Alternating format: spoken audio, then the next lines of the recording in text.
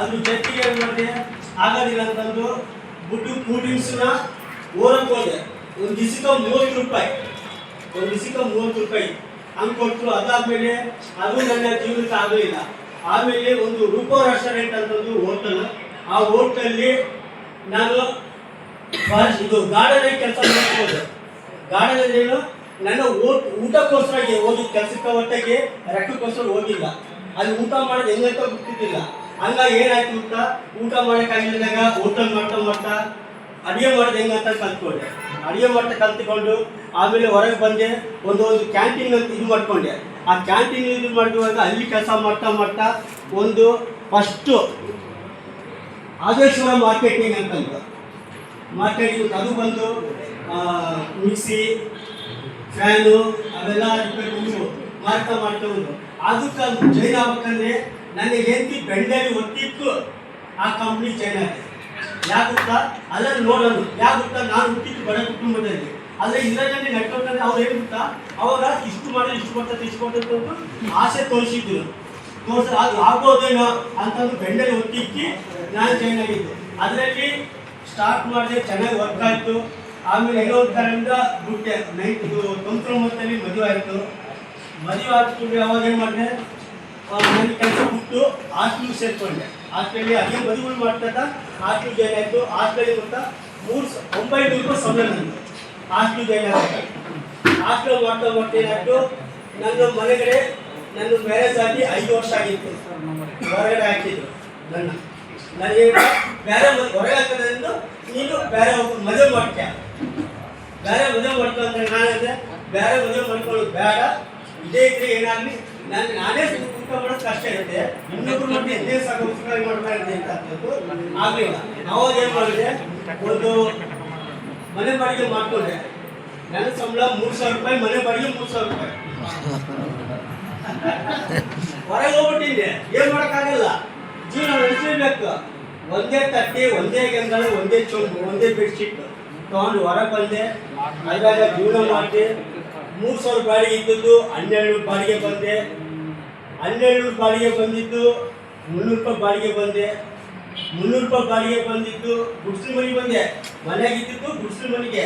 ಗುಡ್ಸಿನ ಮನೆಗೆ ಬಂದಾಗ ಅವಾಗ ಏನಾಯ್ತು, ನಾನು ಹಂದಿ ಗುಡಿಸ್ಲಿ ಗೊತ್ತಾ, ಅಂದರೆ ಕಡೆಗೆ ಕಟ್ಟಿ ಮೇಲೆ ಇಷ್ಟ ಹಾಕೋದು ಅಂಥದ್ದು ಒಂದು ಜಾಗನಾಗ ಹೋದೆ, ಮನೆ ಮಾಡ್ಕೊಂಡೆ. ಅದು ಮಾಡ್ಕೊಂಡು ಆಮೇಲೆ ಸ್ವಲ್ಪ ಸೀಟ್ ಮೇಲೆ ಹಚ್ಕೊಂಡು ಅದಕ್ಕೆ ಹೋದೆ. ಆಮೇಲೆ ಮನೆ ಕಟ್ಟೋ ಟೈಮಲ್ಲಿ ಹರೀಶ್ ಪರಿಚಯ ಆಯಿತು. ಲಾಕ್ಡೌನಲ್ಲಿ ಹರೀಶ್ ಪರಿಚಯ ಆದರು. ಭಾಳಷ್ಟು ಕಂಪ್ನಿಗಳು ನೋಡಿದ್ದೆ. ಹರೀಶ್ ಏನಿದ್ರು ಬಂದರು ಬಳ್ಳಾರಿಗೆ. ನೋಡಿದೆ, ಈ ಹುಡುಗ ನನ್ನ ಬೆಳೆಸ್ತಾನ, ಈ ಹುಡುಗ ನೋಡಿದ್ರೆ ಸಣ್ಣ ಇಷ್ಟದ ನಾನು ನೋಡಿ ಹಿಂಗೆ ಇದ್ದೀನಿ, ಇಷ್ಟದ ಕಷ್ಟ ಬಿದ್ದೀನಿ, ಈ ಹುಡುಗೆ ಇಲ್ಲ ಅಲ್ಲ. ಅವಾಗ ಸುಮಾರು ಒಂದು 3 ತಿಂಗಳು ಫೋನಲ್ಲಿ ಹರೀಶ್ ಫೋನ್ ಮಾಡ್ತಾ ಇದ್ದೀನಿ. 3 ತಿಂಗಳು ಯೂಸ್ ಮಾತಾಡ್ತಾ ಇಲ್ಲ ಮಾಡಲ್ಲ ಬಂದರು. ಬಳ್ಳಾರಿ ಬಂದಮೇಲೆ ಈ ಕಡೆ ಹಾಕಲ್ಲ, ಬೇಡ ಸರಿ ಅವ್ರು ನೋಡೋದು ನೆಕ್ಸ್ಟ್ 3 ತಿಂಗಳು ಸ್ವಲ್ಪ ಬಿಸಿ ಇದ್ದೀನಿ, ಆಮೇಲೆ ಬಾ ಅಂತಂದೆ. ಆಮೇಲೆ ಬಂದಂದ್ರೆ ಅವ್ರು ಏನಂದ್ರು ಆಯ್ತಂತ ವಾಪಸ್ ಹೋದ್ರು. ಮೈಬೂರ್ ಸರ್ ನಾವು ಮೀಟ್ ಆದಾಗ ಅವ್ರಿಗೆ. ಆಮೇಲೆ ಅಂದರೆ ಅವ್ರು ಏನು ಮಾಡಿದ್ರು, ಇಲ್ಲ ಅಂದ್ರೆ ನಾವು ಕಾಟೋ ಅಂತ ಫ್ರೆಂಡ್ ಅವ್ರು ಬಂದರು. ಅವ್ರು ಅಡ್ವಾನ್ಸ್ ಅಂದ್ಕೊಟ್ಟು ಬಂದರು. 20,000 ಕೈ ಕೊಟ್ಟರು. ಇಲ್ಲ ನಾನು ರೂಮ್ ಮಾಡಲೇಬೇಕು ಅಂತಂದು ರೂಮ್ ಮಾಡಿದ್ವಿ. ರೂಮ್ ಮಾಡಿದ ಕೂಡಲೇ ಅವಾಗ ನಮ್ಗೆ ಏನು ಇಷ್ಟು ಕಂಪ್ನಿ ಕೈ ಹಿಡಿದ್ವಲ್ಲ, ಅವಾಗ ಏನೂ ಆಗಿಲ್ಲ. ಯಾವಾಗ ಹರೀಶ್ ಸರ್ ಬಂದು 20,000 ಅಡ್ವಾನ್ಸ್ ಕೊಟ್ಟು ಫೀಡ್ ಮಾಡಿದ್ವಿ. ನಾವು ಮೈಬೂರ್ ಸರ್ ಮನೆ ಹೋಗ್ತಿದ್ವಿ. ಹರೀಶ್ ಸರ್ ನಾವು ಮೈಬೂರ್ ಸರ್ ಹೋಗ್ತೀವಿ. ಯಾಗುತ್ತಾ ನನಗೆ ಅಷ್ಟೊಂದು ಇದ್ದಿಲ್ಲ. ಹರೀಶ್ ಸರ್ ಇದ್ದಿಲ್ಲ, ಮೈಬೂರ್ ಸರ್ ಅವರೇ ನಮಗೆ ಫುಲ್ ಇದ್ದು ಓದು. ಅವ್ರ ಮನೆ ಮುಂದೆ ಹೋದು ನಿಂದ್ರಾಗ ಮೈಬೂರ್ ಸಾರ್ ಮನೆಗೆ ಬಂದಿದ್ವಿ. ಮೈಬೂರ್ ಸಾರ್ ಲಾಸ್ಟಿಗೆ ಏನು ಮಾಡೋದು, ಇಲ್ಲ ಹೋಗೋ ಇಂಥ ಸಾಕಾಗ್ಬಿಡ್ತು ಅಂತ ಹೋಗ್ಬಿಡ್ತಿದ್ವಿ. ಮೈಬೂರ್ ಸಾರ್ ಹೊರಗೆ ಬರ್ತಿದ್ದಿಲ್ಲ, ಅವ್ರು ಅಷ್ಟು ಖುಷಿ. ಹಂಗಾಯ್ತು, ಸರಿ ಹೋಗಲಿಲ್ಲ ಅಂತಂದ್ರೆ ನಾವೇ ಹೋಗ್ತಿದ್ವಿ. ಒಂದು ಬ್ಯಾಟರಿ ಗಾಡಿ ಸುಮ್ಮನೆ ಹೋಗ್ತೀವಿ. ಗಂಗಾ ಹೋಗ್ತಿದ್ವಿ, ಆಂಧ್ರ ಹೋಗ್ತಿದ್ವಿ. ಲೈಟ್ ಇದ್ದಿಲ್ಲ. ನಾನು ಅಲ್ಲಿ ಸರ್ ಕಷ್ಟ ಬಿದ್ದಿದ್ದು ಲೈಟ್ ಇಲ್ಲ ಗಾಡಿಗೆ. ಒಂದ್ಸಲ ಬೆಂಗಳೂರಾಗ ಚೈನ್ ಕಟ್ಟಾಗ್ಬಿಟ್ಟೆ. ಎಷ್ಟಾಯ್ತು ಇಲ್ಲ, ಇಲ್ಲಿ ಗಾಡಿ ಅದೇ ಕಟ್ಟಿ ಹೋಗ್ಬೇಕು. ಅಲ್ಲಿ 60 ಕಿಲೋಮೀಟರ್ ದೂರ. ಹರೀಶ್ ಸರ್ ನಾನು ಏನು ಮಾಡೋದು, ಕೆಲಸ ಹಾಕ್ತಿದ್ವಿ, ಗೊತ್ತಿದ್ವಿ. ಈಗ ಹರೀಶ್ ಸರ್ ದೊಬ್ಬಬೇಕು, ನಾನು ಓಡ್ಬೇಕು, ಎತ್ಬೇಕು. ಅಂತದ್ದು. ಆಮೇಲೆ ಇರೋದು ಗರ್ಭಕ್ಕೆ ಹೋಗಿದ್ವಿ, ಬರ್ತಾ ಇದ್ವಿ, ನಾಯಿಗಳು ಇದ್ದೆ. ನಾಯಿಗಳು ಅಂದ್ರೆ ನನಗೆ ಅಷ್ಟು ಭಯ ಆಗ್ತದೆ.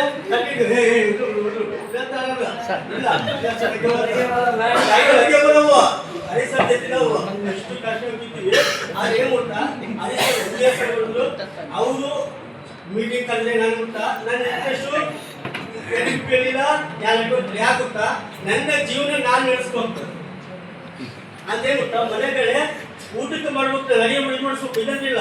ಅವಾಗ ಏನಾಯ್ತು, ಹರಿಸರ್ ಕರ್ಕೊಂಡು ಹೋಗಿ ಮೀಟಿಂಗ್ಗಳನ್ನ ಕರೆಸಿ ಅವೆಲ್ಲ ಬರ್ತಾ ಫಸ್ಟ್ ಇದು ಮಾಡಿಲ್ಲ. ಮಾಡಿದಾಗ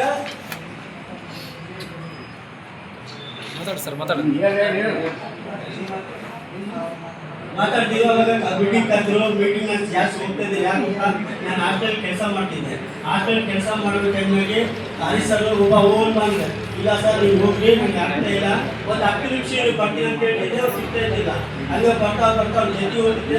ನಾನು ಹರಿಸರ್ ಪ್ರಕಾಶ್ ಅವರು ಎಷ್ಟು ವಿದ್ಯಾರ್ಥಿಗೂ ಗೊತ್ತಿಲ್ಲ. ನಾನು ಹೇಳಿದ್ರೆ ಹರಿಸರ್ 3 ದಿವಸ ಉಪವಾಸ ಇರ್ತಿದ್ದ ನಮ್ಮ ಮಾತುಗಳಿಗೆ. ಯಾಕೆ ಗೊತ್ತಾ, ಅವ್ರಿಗೆ ಊರು ಬಿಟ್ಟು ಬಂದಾಗ ನಮಗೆ ಇದಿಲ್ಲ, ಅವ್ರಿಗೆ ಗಟ್ಟಿರೋ ಗೊತ್ತಿಲ್ಲ. ಈಗ ಈ ಸ್ಥಾನ ಬರ ಕಾರಣನೇ ಹರಿಸರ್. ಎಷ್ಟು ಕಷ್ಟ ಇತ್ತು, ಅವ್ರ ಕಷ್ಟ ಇತ್ತು. ನಾಚಿಗೆ ಬಿಸ್ಕೆಟ್ ಬಾಳೆಹಣ್ಣು ಅಂತ ಹೇಳಿದಾಗ ಅವರೆಲ್ಲ ದೂರ ಮಾಡಿ ಒಂದೊಂದು ಎಸ್ಪಿಗೆ ಒಂದೊಂದು ದಿವಸ ಕಾಯ್ದಿದ್ವಿ. 150 ಕಿಲೋಮೀಟರ್ ಹೋಗಿದ್ವಿ ಒಂದೊಂದು ಎಸ್ಪಿಗೆ. ಒಂದ್ಸಲ ಇದು ಪ್ರಾಂಚಸ್ ಇತ್ತು ಅಂತ ಅವ್ರು ಪ್ರೋಟ್ ಹಾಕಿಲ್ಲ, ಹಾಕ್ಯಾರ. ಆದ್ರೆ ನನಗೆ ಡಬ್ಬ ಕೊಟ್ಟಿಲ್ಲ, ಪಕ್ಕ ಕೊಟ್ಟಿಲ್ಲ. ಅವಾಗ ಏನಾಯ್ತು, ಮಹಿಸದ ಅವರೇ ಒಪ್ಪೇ ಬಂದಿರ ಅವ್ರ ಬಿದ್ದಾಡ್ಬಿಟ್ಟಲ್ಲ, ಒಪ್ಪೇ ಇಲ್ಲ.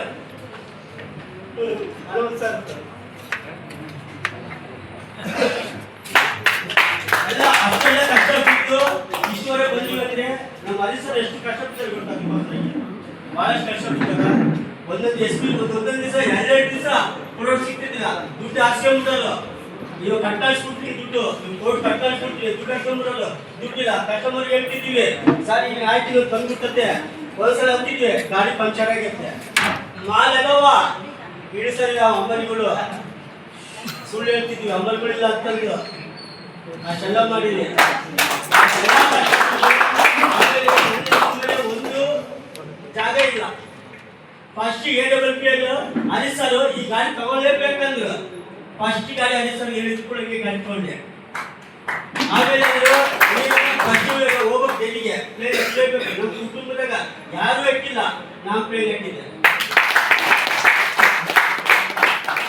ನಾನು ಇನ್ಕಮ್ ಬರೀ ಹಾಸ್ಟೆಲ್ ಕೆಲಸ ಮಾಡಿದ್ರೆ ಯೋಚನೆ ಮಾಡಿದೆ. ಹರಿಸರ್ ಕೂತು ನೀನು ಕೆಲಸ ಮಾಡಿದ್ರೆ ಎಷ್ಟು ಬರ್ತೈತೆ ಅಲ್ಲಿ, 2,30,000 ಬರ್ತೈತೆ ವರ್ಷಕ್ಕೆ. ಇಲ್ಲಿ ಕೆಲಸ ಮಾಡಿದ್ರೆ ಎಷ್ಟು ಬರ್ತೈತೆ ಅಂತಂದ್ರು. 2,30,000 ಬಂದಿತ್ತು ಅವಾಗ. ನೆಕ್ಸ್ಟ್ ಎಷ್ಟು ಬರ್ತೈತೆ ಅಂದ್ರೆ 6 ಲಕ್ಷ ಬರ್ತೈತಿ ಇವಾಗ ಅಂದ್ರು. ಹೋದ ತಿಂಗಳು ಹರಿಸರು ನೀನು ಇವಾಗ ಕೆಲಸ ಬಿಡ್ಬೇಕು, ಕೆಲಸ ಬಿಟ್ರೆ ಮಾತ್ರ ನೀನು ಮುಂದೆ ಬರ್ತೀಯ ಅಂತಂದ್ರು. ಹೋಗಿ 1ನೇ ತಾರೀಕಿಗೆ ಕೆಲಸ ಬಿಟ್ಟಿದ್ವಿ.